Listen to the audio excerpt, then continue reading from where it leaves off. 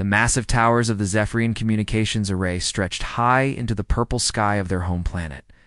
These crystal structures hummed with energy as they received signals from thousands of worlds across the galaxy. Inside the main control room, young Officer Hyan-Woo sat at his monitoring station, watching the endless stream of data flow across his screens.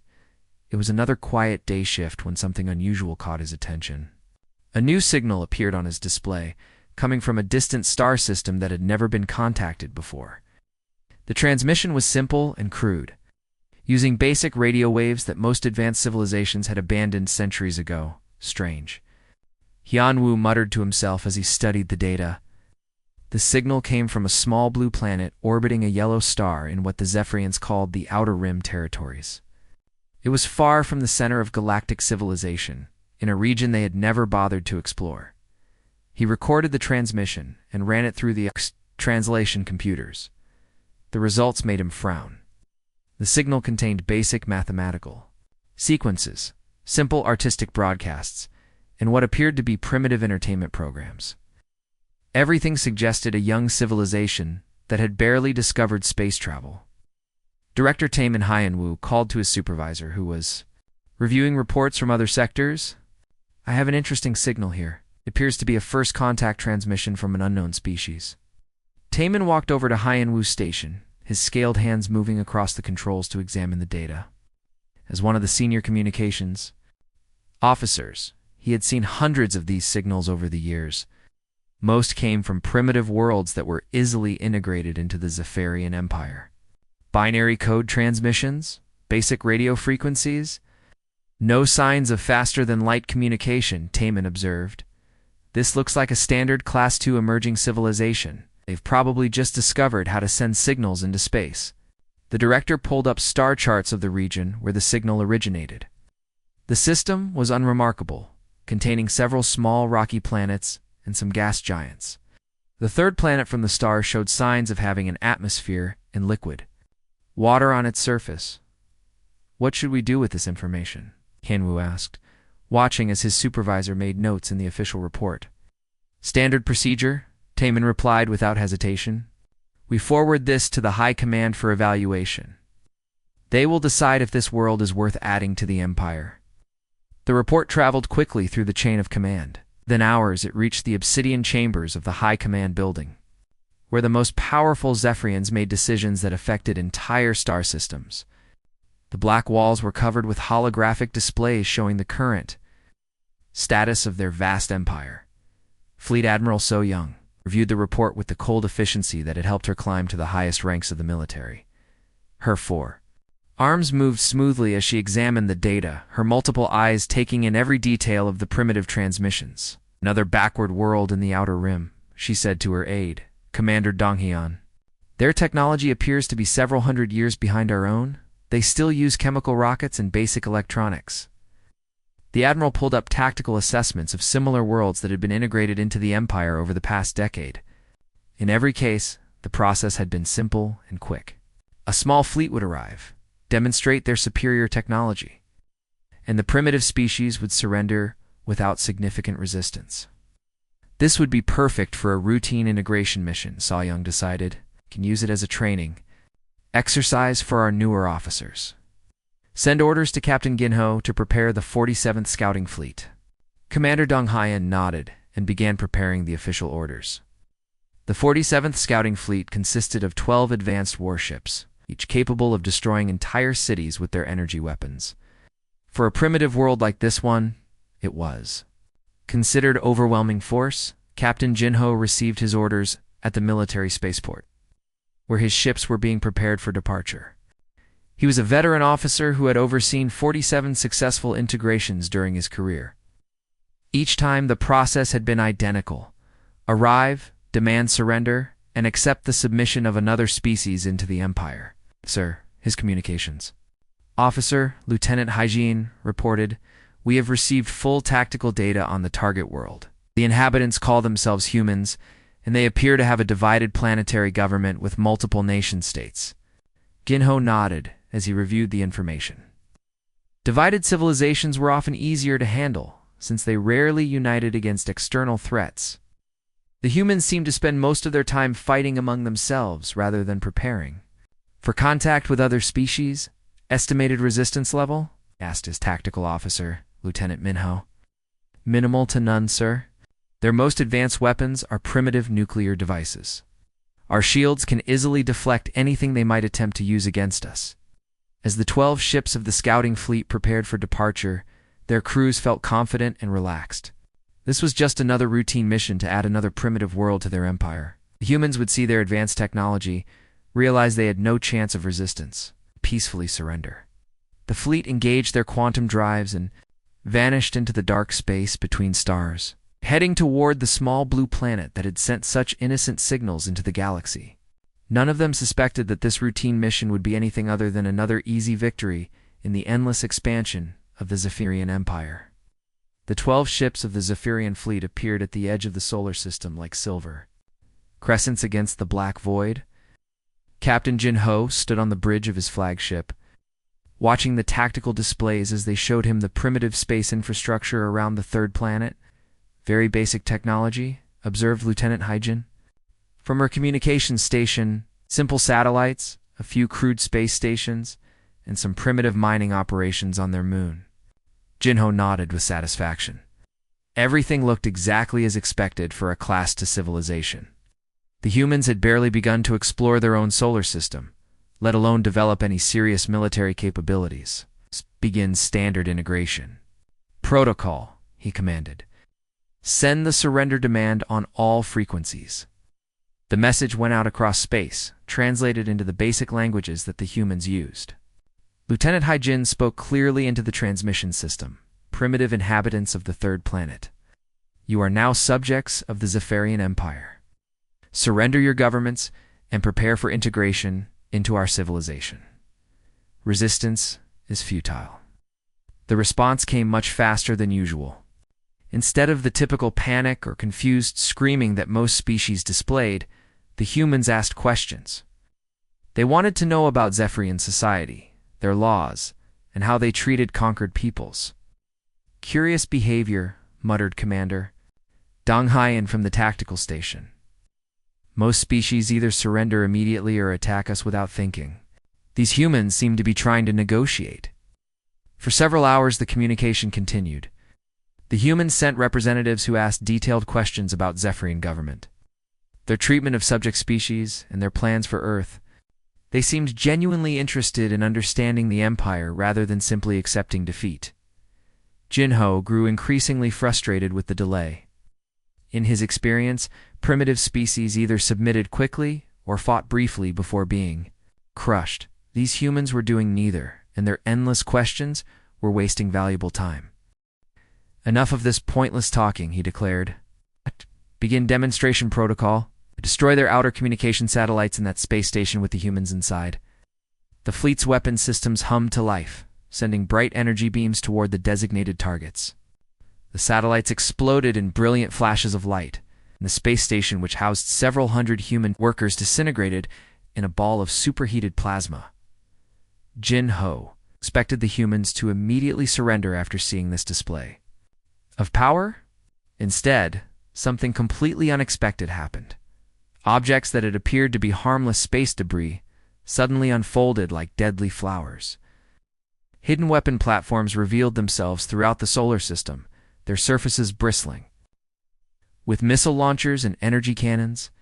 The seemingly empty void erupted with weapons fire from dozens of concealed positions. Alert! Multiple hostile contacts. Lieutenant Minho shouted from his tactical station. They were cloaked somehow. Our sensors never detected them. The human response was swift and devastating.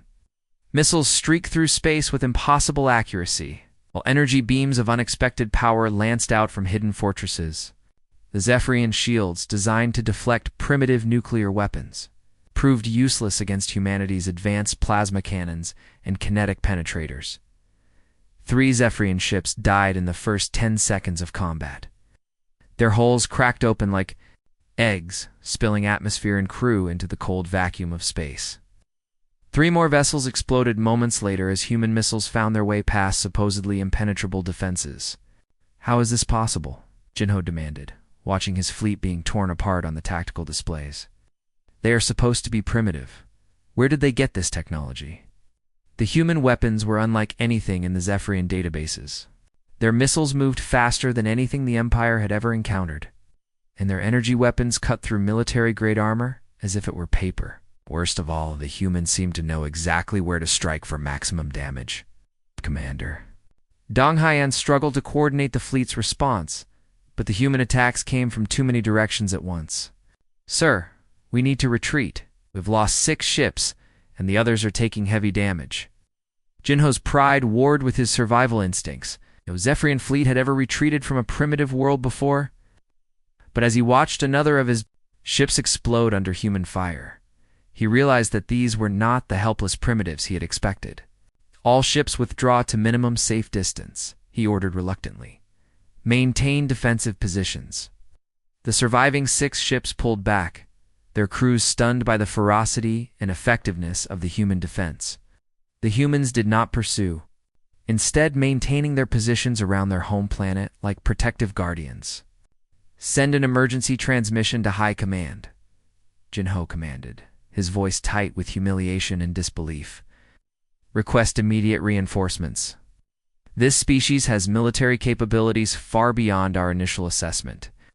As the message raced back towards Zephyrian space, Jinho stared at the tactical displays showing the wreckage of half his fleet. The humans had not just defended themselves, they had done so with technology that seemed impossible for their level of development. Sir, Lieutenant Haijin reported quietly, we are receiving another transmission from the humans. What do they want now? Jinho asked warily.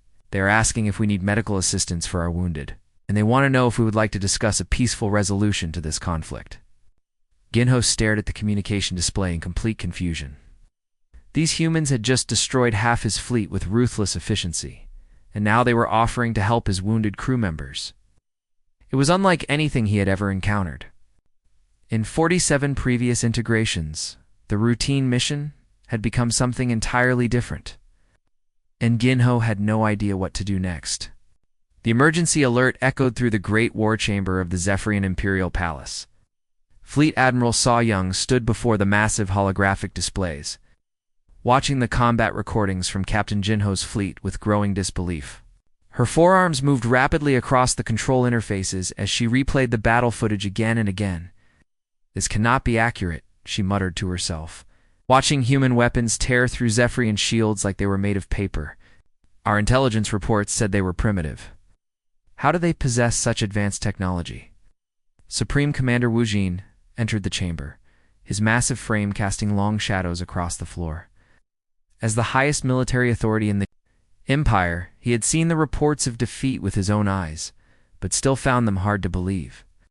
6 ships destroyed, 6 more badly damaged, he said grimly. In 3,000 years of expansion, we have never suffered such losses in a first engagement. These humans are clearly more dangerous than we realized. Saw Young nodded, her multiple eyes fixed on the tactical analysis. Their weapons technology appears to be several generations ahead of our own.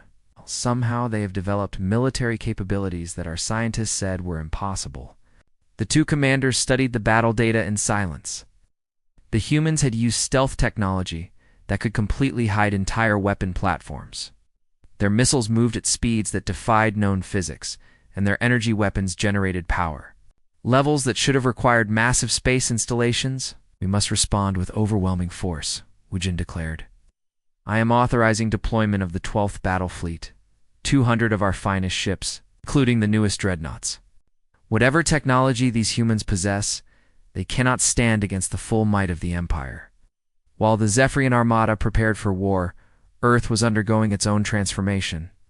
In the secure command center beneath the Rocky Mountains, General Kim Jae-hoon addressed the emergency session of world leaders through encrypted video links. The attack on our space station killed 300 people, he reported to the assembled presidents and prime ministers. The alien fleet is still in our solar system, and our intelligence suggests they are calling for reinforcements. Chen of the Asian Federation leaned forward in her chair. General, what are our defensive capabilities against a larger attack? General Kim activated the holographic displays showing Earth's true military preparations. For the past 50 years, we have been preparing for this exact scenario.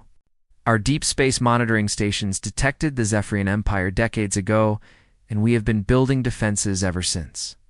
The displays showed weapon platforms hidden throughout the solar system, concealed behind asteroids and within seemingly innocent space installations, faster-than-light missile systems, quantum phase destroyers, and gravity well generators, all designed specifically for interstellar warfare. The age of human division is over, the general announced. We face an enemy that sees us as nothing more than another species to be enslaved. We must unite or be destroyed. Defense Minister Park Soo-jin took control of the briefing, explaining the capabilities of Earth's hidden arsenal. Our ships can phase in and out of normal space, appearing behind enemy lines before vanishing again. Our missiles can travel faster than light, and our energy weapons can tear through any known armor. 3 weeks later, the second battle began in the asteroid belt between Mars and Jupiter. Admiral Lee Na-young commanded the human fleet from her flagship, the Use Indomitable, as sensors detected the massive Zephyrian armada dropping out of hyperspace. 200 ships in perfect formation, she observed, studying the enemy deployment on her tactical screens. They are using classical battle tactics, massed formations with overwhelming firepower. They have no understanding of modern warfare. The Zephyrian fleet advanced in neat rows, their energy weapons charging for a devastating barrage. Supreme Commander Wu Jin had personally joined the battle, commanding from his flagship. The pride of Zephyros, confident that sheer numbers would overcome any human advantages. "Begin the attack," Admiral Lee ordered calmly. "Show them what happens when you threaten Earth." The human fleet struck from multiple directions simultaneously. Ships phased in and out of normal space like ghosts, appearing behind Zephyrian lines before vanishing again. Gravity well generators activated, trapping entire enemy squadrons in crushing fields of distorted space-time. Zephyrian ships found themselves unable to target enemies that could disappear and reappear at will. Their weapons, designed for conventional space combat, proved useless against human ships that could phase through solid matter when necessary. "Impossible," Wu Jin shouted as he watched his carefully planned formation dissolve into chaos. "How can they move like that? Our sensors cannot track them." The battle raged for 6 hours, but the outcome was never in doubt. Human ships danced through space like deadly angels, striking with precision and vanishing before retaliation was possible. Zephyrian vessels, built for intimidation rather than maneuverability, fell one by one to the human assault. When the fighting finally ended, only 40 Zephyrian ships remained intact. The rest were either destroyed or too damaged to continue fighting. The human fleet had suffered minimal casualties, their advanced shielding and superior tactics proving decisive.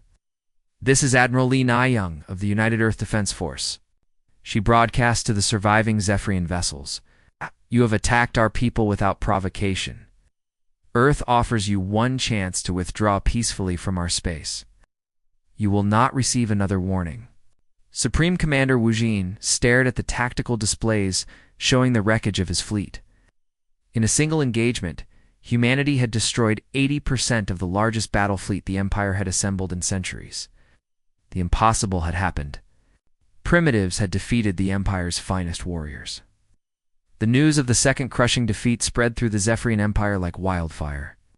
Unconquered worlds across the galaxy, enslaved species who had served the Empire for generations, began to whisper about the impossible victory. The humans had done what no one thought possible. They had defeated the mighty Zephyrian fleet not once, but twice. On the mining world of Kepler 44b, the enslaved Vorthan workers stopped their digging when they heard the news. For 300 years they had been forced to extract precious metals from the planet's core, but now they dared to dream of freedom. Similar scenes played out on dozens of other worlds as the Empire's subjects began to hope. Supreme Commander Wu Jin stood in the Imperial War Room, surrounded by holographic displays showing the current state of the Empire. Red warning lights flashed across hundreds of star systems as reports of unrest and rebellion poured in from across the galaxy.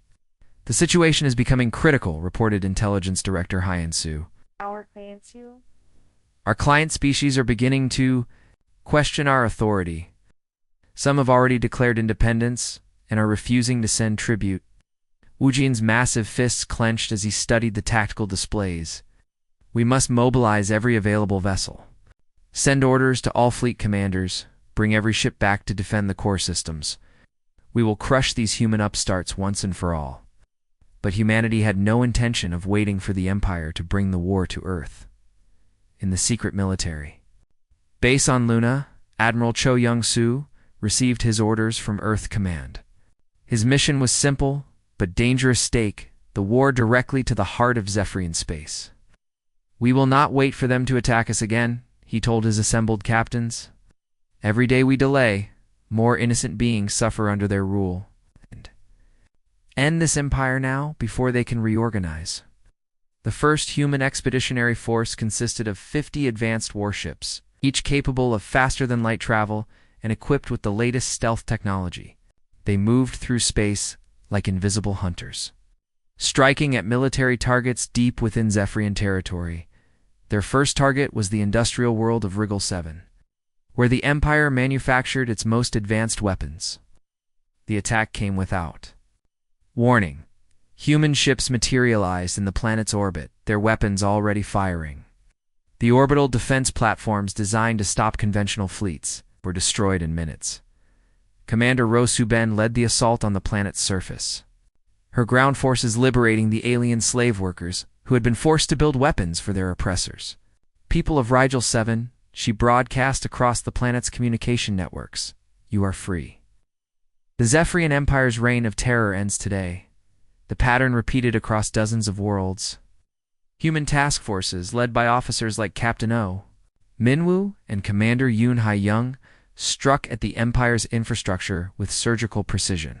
They destroyed military bases, liberated prison worlds, and vanished before reinforcements could arrive. On the agricultural world of Vega-3, the local Zephyrian garrison found themselves facing an enemy they could not see or predict. Captain Jin-soo, the garrison commander, watched helplessly as human ships appeared and disappeared like ghosts, destroying his forces piece by piece.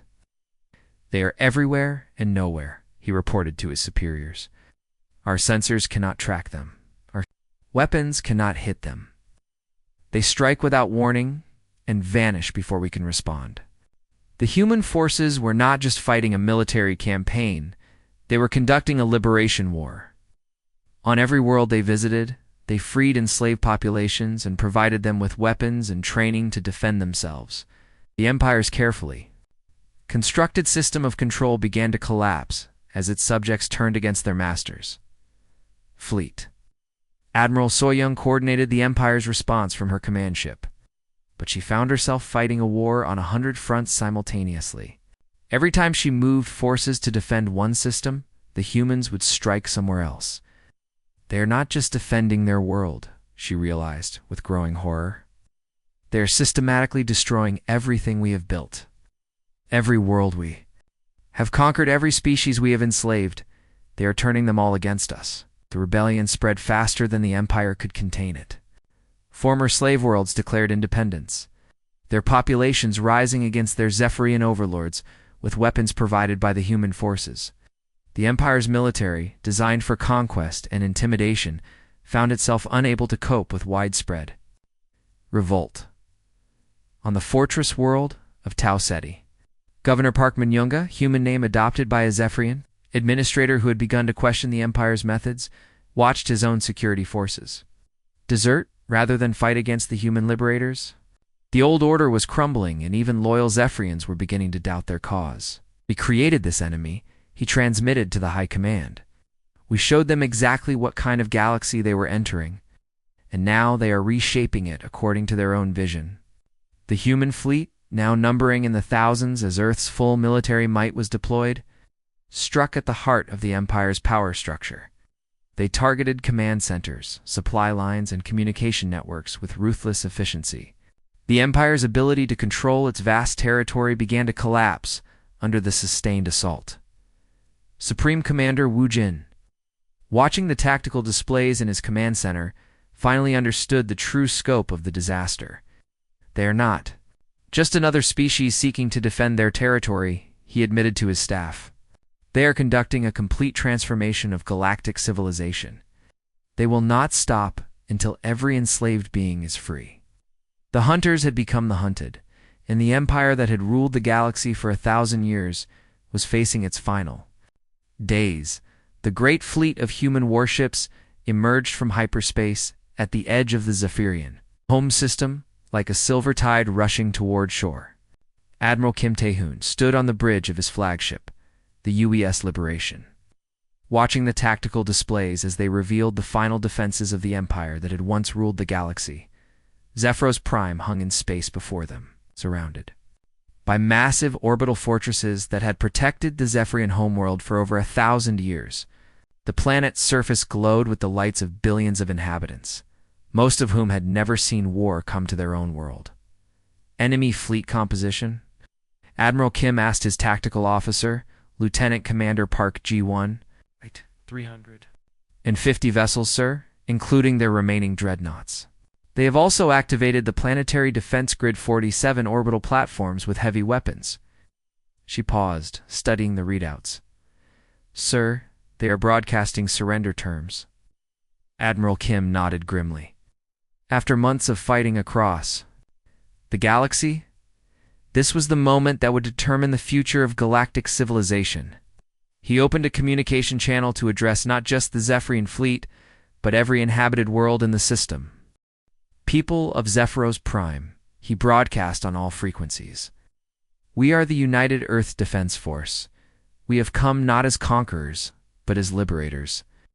We offer the Zephyrian Empire one final opportunity to surrender. Your military forces will be disbanded, your subject species will be freed, but your people will not be harmed. On the bridge of his flagship, the Pride of Zephyros, Supreme Commander Wu Jin listened to the human ultimatum with bitter understanding. He had spent his entire life building and defending the Empire, and now he faced its complete destruction. At the hands of a species they had dismissed as primitive. Sir, his communications officer reported, High Command is requesting your decision. Do we accept their terms? Wu Jin looked at the tactical displays showing the human fleet. Their ships moved with the same ghostly grace that had destroyed every Zephyrian force sent against them. He knew that resistance was hopeless, but his pride would not allow him to simply surrender the Empire without a fight. All units, he commanded, engage the human fleet. We will not surrender our civilization to these aliens. The battle began at dawn on Zephyros Prime. The orbital fortresses opened fire first, sending massive energy beams toward the human ships. But the humans had learned from every previous engagement, and their ships danced through the defensive fire like leaves in the wind. Captain Lee Sujin led the first wave of human fighters, her squadron weaving between the fortress weapons with impossible precision. Phoenix Squadron, begin your attack run. Target the shield generators. The human assault was swift and methodical. Their quantum weapons cut through the fortress armor like hot knives through butter, while their ships phased in and out of normal space to avoid return fire. Within 2 hours, most of the orbital defenses had been destroyed or disabled. The remaining Zephyrian fleet fought with desperate courage. But they were no match for the human forces. Commander Yoon Ha-young's destroyer group eliminated 3 enemy dreadnoughts in a single coordinated strike, while Admiral Cho Young-soo's battleship systematically destroyed the Empire's last line of defense. Supreme Commander Wu Jin watched, his fleet being destroyed around him, but he refused to give the order to surrender. It was only when his own ship's shields began to fail that he finally accepted the inevitable. This is Supreme Commander Wu Jin of the Zephyrian Empire, he broadcast to the human fleet. We surrender? Please do not destroy our homeworld. Fighting stopped immediately. Admiral Kim Tae-hoon's voice echoed across the system. All human forces cease fire. Begin rescue operations for enemy survivors. In the months that followed, the galaxy underwent a complete transformation. The Galactic Liberation Council convened on the neutral world of Haven Station, where representatives from hundreds of formerly enslaved species gathered to create a new form of government. Admiral Prek Ji-hoon, speaking for Earth at the Historic Assembly, addressed the delegates with words that would be remembered for generations. We did not seek this war, but we could not stand by while entire civilizations suffered under tyranny. The galaxy is vast, enough for all of us to prosper, but it is too small for oppression to hide. The new galactic government established strict laws against the conquest and enslavement of sentient species. Human patrol fleets, commanded by officers like Admiral Seo Min-young and Captain Kwan Tae-won, took responsibility for enforcing these laws throughout known space. The Zephyrians, stripped of their empire but allowed to survive, slowly began to adapt to their new reality. Many, like former communications director Taemin, dedicated themselves to helping their former victims rebuild their shattered worlds. "We thought we were the masters of the galaxy," he said during a public address on Zephyros Prime. "But we were just bullies who had never met anyone strong enough to stand up to us. The humans showed us what true strength looks like." As the years passed, the galaxy settled into a new pattern of peace and cooperation. Trade flourished between worlds that had once been enemies, and scientific knowledge was shared freely among all species. The human fleet continued its patrols, but now they were protectors rather than conquerors. The lesson of Earth's Warfleet echoed through the stars, that the greatest strength often belongs to those who seek peace, but possess the courage and capability to defend it when necessary. The galaxy had learned that humanity's compassion was not weakness, but the foundation of a strength that no empire could defeat.